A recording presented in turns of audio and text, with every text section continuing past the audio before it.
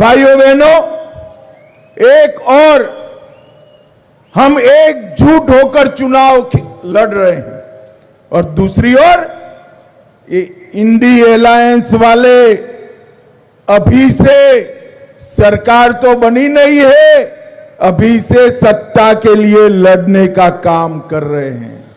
நம்ம தேசிய ஜனநாயக கூட்டணியில இந்திய கூட்டணியில அனைத்து கட்சிகளும் ஒருவருக்கு ஒருவர் ஆதரவு தெரிவித்து ஒற்றுமையாக இந்த தேர்தலை உங்கள் முன்னே சந்தித்துக் கொண்டிருக்கிறோம். ஆனா எதிர்த்தரப்பில் இருக்க இந்தி கூட்டணியில இப்பவே ஆட்சிக்காகவும் பதவிக்காகவும் ஒருவரோடு ஒருவர் சண்டை போட்டுக் கொண்டு அடித்துக் கொண்டிருக்கிறார்கள். और आप देखिए वीसी के सीपीआई और सीपीआईएम पहले ही इंडी अलायंस छोड़ चुके हैं.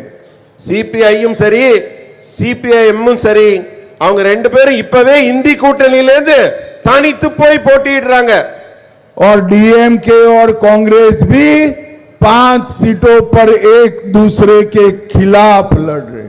அது சரி திமுகவும் காங்கிரசுமாவது ஒன்னா இருக்கான்னு பார்த்தா அவங்களும் 5 தொகுதியில ஒருத்தரோட ஒருத்தர் மோதி கொண்டு மல்லுக்கு நிக்கிறாங்க.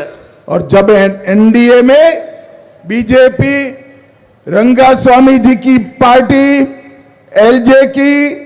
एलजेके और एआईडीएमके सभी एक मुश्त होकर चुनाव लड़ने के लिए मैदान में है. ஆனா என்டிஏ கூட்டணியில் இருக்க நம்முடைய கூட்டணி அரசு கூட்டணி கட்சிகள் அத்தனையும் பாஜகவாகட்டும், திரு என்ஆர் காங்கிரஸ் ஆகட்டும், எல்ஜேகே ஆகட்டும், அஇஅதிமுக ஆகட்டும், அனைத்து கட்சிகளும் ஒன்றோடு ஒன்று உறுதியாக நின்று ஒரு ஒற்றுமையை பறைசாற்றிக் கொண்டிருக்கிறோம். भाइयों बहनों, नारायण सामी की सरकार थी, मेडिकल कॉलेज में पीजी और डिप्लोमा सीटों की खुलेआम बिक्री हुई. वहां तक कि दलित भाई बहनों के लिए रिजर्व सीटें भी उन्होंने रिजर्वेशन के अलावे बेच डाली. நாராயணசாமி ஆட்சி காலத்தில் என்னங்க நடந்தது? ஊழல் தான் உச்சத்தில் இருந்தது. மருத்துவ கல்லூரியில இடஒதுக்கீட்டுல கொடுக்க வேண்டிய சீட்டை கூட கூவி கூவி விலைக்கு விற்றார்கள். பட்டியலின சகோதரர்களுக்கு கிடைக்க வேண்டிய உரிமையோடு கிடைக்க வேண்டிய இடஒதுக்கீட்டு சீட்டை கூட அவர்களுக்கு கொடுக்காமல் அவை எல்லாம் லஞ்சத்திற்காக விலை பேசப்பட்டது.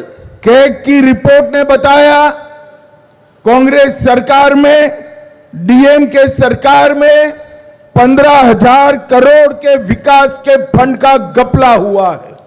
நம்ம அறிக்கைப்படி நீங்க பாத்தீங்கன்னா 15,000 கோடி ரூபாய் அளவிற்கு காங்கிரஸ் அரசும் திமுக அரசும் இந்த சென்டெக் என்கிற மோசடியில் ஈடுபட்டிருக்காங்க.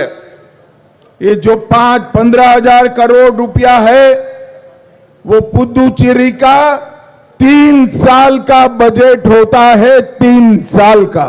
இந்த சிஏஜி அறிக்கையில சொன்ன 15,000 கோடி ரூபாய் ஊழல் இருக்கே, இந்த பணம் இருந்தா 3 ஆண்டு காலம் புதுச்சேரிய வளர்ச்சி பாதைக்கான பட்ஜெட்டே போட்டிருக்கலாம்.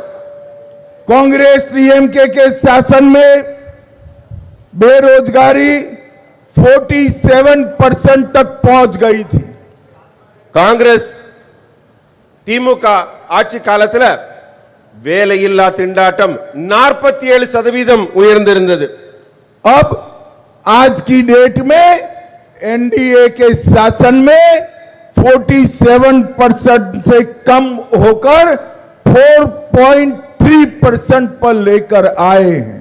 நம்முடைய ஆட்சி காலத்துக்கு வந்தோனே இந்த வேலையில்லா திண்டாட்டம் ஒழிக்கப்பட வேண்டும், இளைஞர்களுக்கு வேலை கிடைக்க வேண்டும் என்று எடுத்த தொடர் முயற்சியால இந்த 47% குறைக்கப்பட்டு வெறும் 4.3% குறைக்கப்பட்டது.